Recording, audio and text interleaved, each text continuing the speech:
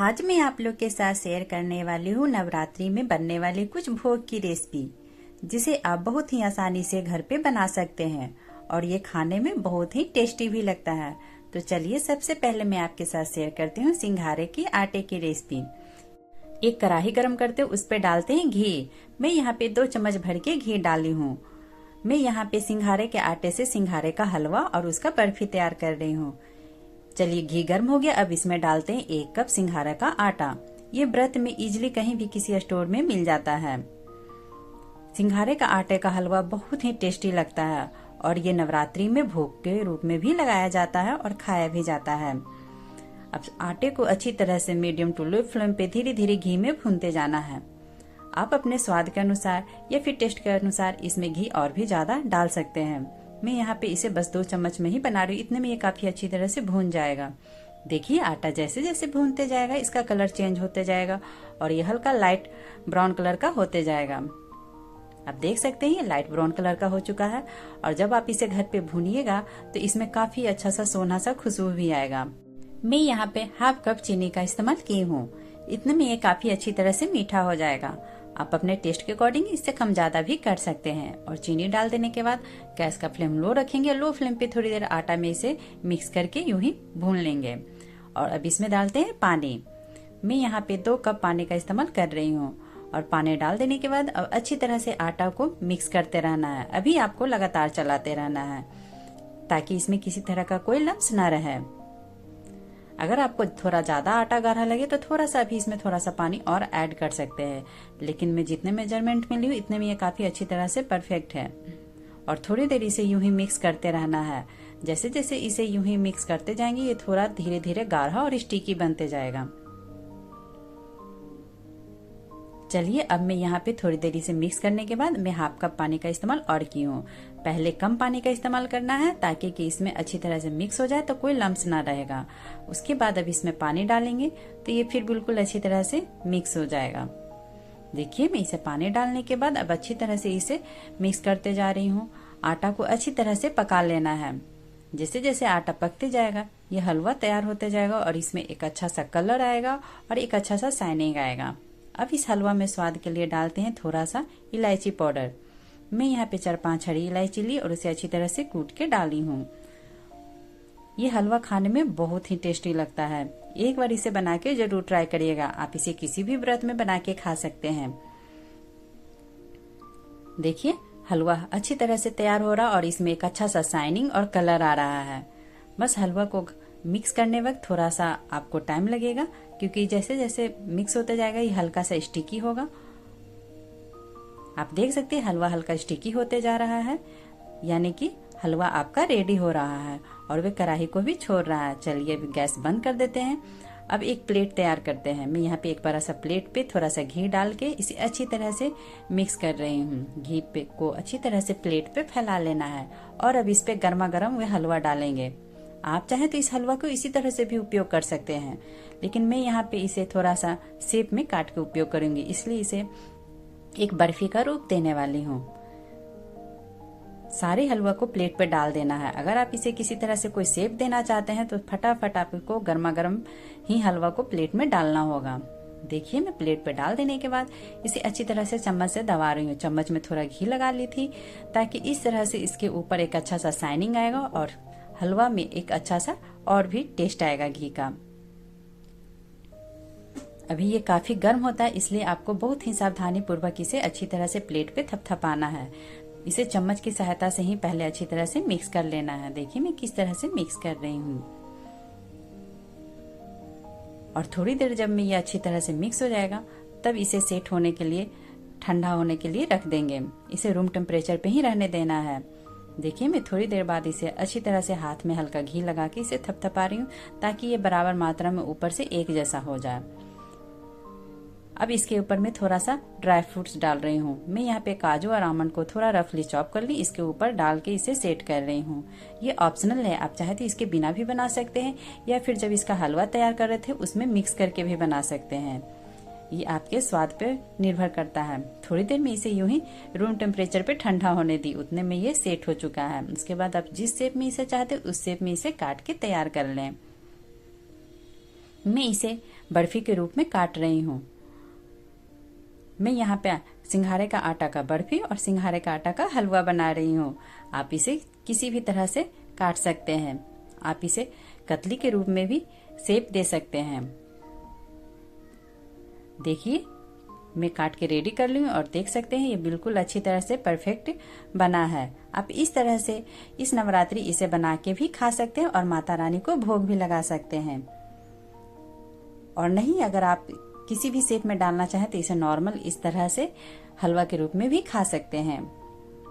तो चलिए अब चलते हैं अगली रेसिपी की ओर। अब मैं आपके साथ बिल्कुल नॉन स्टिक और मोतियों के दाने तक की तरह चमकने वाले साबूदाने की खीर की रेसिपी शेयर कर रही हूँ। इसके लिए मैं यहाँ पे ली हूँ 1 कप साबूदाना और साथ में आधा कप चीनी और कुछ ड्राई फ्रूट्स ली हूँ, जिसमें काजू, किशमिश और आमंड्स और चिरौंजी ली हूँ और साथ में 4 हरी इलायची, थोड़ा घी ली हूँ और 1 लीटर फुल क्रीम दूध ली हूँ। अब मैं एक पैन गरम की, उसमें डाली थोड़ा सा घी और घी में थोड़ा सा मैं यहाँ पे रफली चॉप ड्राई फ्रूट्स डाल के अच्छी तरह से रोस्ट कर लेती हूँ। आमंड जो ली थी और काजू ली थी उसे मैं अच्छी तरह से रफली चॉप कर ली और साथ में चिरौंजी भी डाल देते हैं और किशमिश भी डाल देंगे। आप अपने टेस्ट के अनुसार किसी भी ड्राई फ्रूट्स को यहाँ पे ऐड कर सकते हैं या फिर स्किप भी कर सकते हैं। ये आपके टेस्ट पे निर्भर करता है। ड्राई फ्रूट्स को ज्यादा नहीं भूनना, बस हल्का सा घी में रोस्ट कर लेना है। देखिए रोस्ट हो चुका है, हल्का सा कलर भी चेंज हो चुका है। चलिए अब सबको एक प्लेट में निकाल लेते हैं और पैन को यूं ही गर्म होने देते हैं। और इस पैन में अब फिर से घी डालते हैं। मैं यहाँ पे 1 चम्मच घी डाली और उसे अच्छी तरह से गर्म कर रही हूँ। घी गर्म होने पे अब इसमें डालेंगे 1 कप साबूदाना और साबूदाना को अच्छी तरह से यहाँ पे भूनना है। मैं यहाँ पे बिना सोक किए हुए साबूदाना का ही खीर बना रही हूँ, जो खाने में बहुत ही टेस्टी लगता है। अगर आप साबूदाना सोक करना भूल जाए तो इस तरह से इसे भून के भी बना सकते हैं। देखिए साबूदाना भून चुका है, हल्का हल्का ये फ्लफी भी हो चुका है और कलर भी चेंज कर दिया है। चलिए अब इसे साइड में रखते हैं और अब लेते हैं एक भगोना। उसमें पहले थोड़ा पानी डालते हैं, उसके बाद इसमें डालते हैं फुल क्रीम दूध। मैं यहाँ पे 1 लीटर दूध का इस्तेमाल कर रही हूँ और दूध डाल देने के बाद अब इसमें अच्छी तरह से उबाल आने देंगे। अब दूध में जब अच्छी तरह से उबाल आ जाएगा तब उसके बाद उसे 5 मिनट के लिए लो फ्लेम पे और उबलने देंगे। इस तरह से दूध में अच्छा सा एक खुशबू भी आता है और अच्छा सा एक गाढ़ापन टेक्सचर भी आएगा। देखिए दूध बिल्कुल अच्छी तरह से उबल चुका है। आप देख सकते हैं दूध हल्का गाढ़ा भी हो चुका है। जब दूध थोड़ा सा अच्छी तरह से उबल जाए उसके बाद अब इसमें डालेंगे साबूदाना, भुना हुआ साबूदाना अब इसमें डालेंगे। उसके बाद इसे अच्छी तरह से मिक्स कर लेने हैं। आप सोक किया हुआ साबूदाना का खीर बहुत बार बनाए होंगे, कभी इस तरह से आप भुना हुआ साबूदाना का खीर बना के खाइए। वे खाने में बहुत ही टेस्टी लगता है और अच्छा सा सोनापन खुशबू भी उसमें आता है। 5 मिनट के लिए इसे यूं ही पकने देना है। थोड़ी देर के लिए लो टू मीडियम फ्लेम पे रखेंगे, बीच बीच में हाई करना और इस तरह से इसे यूं ही कलछुल की सहायता से चलाएंगे ताकि अच्छी तरह से ये मिक्स होते रहें। साबूदाना 5 मिनट के लिए पक जाने के बाद अब इसमें डाल देंगे चीनी और चीनी डालने के बाद इसे अच्छी तरह से मिक्स कर लेना है और थोड़ी देर इसे यूं ही उबलने देना। उसके बाद इसमें डालेंगे इलायची पाउडर। मैं यहाँ पे 1/4 चम्मच के लगभग इलायची पाउडर डाली हूँ और सबको अच्छी तरह से मिक्स कर लेना है। और फिर से यहाँ पे अभी आपको 4 से 5 मिनट के लिए मीडियम फ्लेम पे पकने देना है। इतने में साबूदाना बिल्कुल अच्छी तरह से पक जाएगा और जैसे जैसे साबूदाना पक जाएगा वो ट्रांसपेरेंट कलर का हो जाएगा। आप देखिएगा और दूध भी गाढ़ा हो जाएगा। आप देख सकते हैं साबूदाना आपको ट्रांसपेरेंट कलर का दिख रहा है। चलिए अब इसमें डाल देते हैं भुना हुआ ड्राई फ्रूट्स। मैं यहाँ पे थोड़ा ड्राई फ्रूट्स को डाल रही हूँ और थोड़ा ड्राई फ्रूट्स रख रही हूँ ताकि जब सर्व करें तो उसके ऊपर डालें। देखिए ये खीर बिल्कुल रेडी हो चुका है। अब गैस बंद कर देते हैं और चलिए अब इसे सर्व करते हैं। ये गर्मा गर्म खीर खाने में बहुत ही टेस्टी लगता है और साथ में ये ठंडा भी खाने में अच्छा लगता है। ये ठंडा भी हो जाएगा लेकिन मोतियों के दाने की तरह बिल्कुल ये चमकीला ही साबूदाना दिखेगा और खाने में भी बहुत टेस्टी लगेगा। आप इस तरह से साबूदाना का खीर बना के भी माता रानी का भोग लगा सकते हैं या फिर आप फास्टिंग में हो तब आप इसे बना के भी खा सकते हैं, तो काफी हेल्दी फील करेंगे। देखिए ये खीर देखने में कितना अच्छा लग रहा है और दूध का कितना अच्छा सा टेक्सचर आया है। बिल्कुल परफेक्ट तरीके से ये बनके तैयार हुआ है। तो आप भी इस तरह से साबूदाना का खीर जरूर बनाएं। चलिए अब चलते हैं अगली रेसिपी की ओर। अब मैं आपके साथ मखाने का खीर शेयर करने वाली हूँ।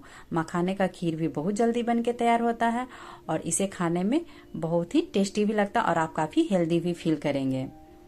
मखाने का खीर बनाने के लिए सबसे पहले एक कढ़ाई गरम करते हैं और उसमें डालते हैं 1 चम्मच घी। और घी जब अच्छी तरह से गर्म हो जाए तब इसमें डालते हैं मखाना। मैं यहाँ पे 1 कप से ज्यादा मखाना ली हूँ। ग्राम से ये लगभग 100 ग्राम के लगभग मखाना है। चलिए अब मखाना को अच्छी तरह से घी में रोस्ट कर लेना है। गैस का फ्लेम लो टू मीडियम रखना है, क्योंकि मखाना अगर इसे तेज आंच पे गर्म करेंगे या फिर रोस्ट करेंगे तो ये जल्दी जल जाएगा। बस इसे मीडियम फ्लेम पे अच्छी तरह से रोस्ट कर लेना है। देखिए थोड़ी देर में रोस्ट हो जाएगा और रोस्ट होते ही इसका हल्का सा कलर भी चेंज हो जाएगा और ये क्रंची भी बन जाएगा। मखाने का खीर बनाने में बहुत ही कम समय लगता है। जब कभी आप किसी भी फास्टिंग में या फिर नवरात्रि में काफी बिजी हो तो इस तरह से मखाने का खीर बना सकते हैं और ये बिल्कुल फटाफट बन के तैयार होगा। देखिए मखाना भून चुका है। चलिए अब इसे साइड में रखते हैं। एक मिक्सर जार लेते हैं, उसमें डालते हैं 10 से 15 मखाना। ये मखाना भुना हुआ नहीं है, बिना भुना हुआ मखाना है। और साथ में अब डालते हैं इसमें काजू और आमंड। मैं यहाँ पे 7 से 8 काजू ली हूँ और साथ में 7 से 8 आमंड्स ली हूँ और सबको अब मिक्सर जार में डाल देते हैं। और मिक्सर जार में अब इसमें डालेंगे हरी इलायची। हरी इलायची इसमें बहुत ही अच्छा सा फ्लेवर लाएगा। अब सब कुछ डाल देने के बाद अब सबका एक अच्छा सा पाउडर तैयार कर लेते हैं। देखिए पाउडर तैयार हो चुका है। चलिए अब इसे साइड में रखते हैं। अब मैं एक साइड दूध गर्म कर रही थी। देखिए दूध अभी अच्छी तरह से उबाल आ चुका है। एक साइड में दूध को गर्म होने रखती थी और साथ में एक साइड में मखाना भी भून रही थी और इधर पाउडर भी तैयार की। जब तक दूध अच्छी तरह से उबल के तैयार हो चुका है। मैं यहाँ पे 1 लीटर फुल क्रीम दूध ली थी। दूध में अच्छी तरह से उबाल आने के बाद अब इसमें डालते हैं चीनी। मैं यहाँ पे 1/4 कप चीनी का इस्तेमाल कर रही हूँ। आप अपने टेस्ट के अकॉर्डिंग इसमें कम ज्यादा भी कर सकते हैं। और चीनी को अब अच्छी तरह से दूध में मिक्स कर लेंगे। उसके बाद अब इसमें डालेंगे तैयार किया हुआ पाउडर। जो ड्राई फ्रूट्स का पाउडर तैयार किए थे उसे अब इसमें डाल देना है और फिर इसे अच्छी तरह से मिक्स कर लेना है। अब दूध में थोड़ी देर उबाल आने देंगे। थोड़ी देर इसे मिक्स करने के बाद अब दूध में इस ड्राई फ्रूट पाउडर को अच्छी तरह से पकने देना है।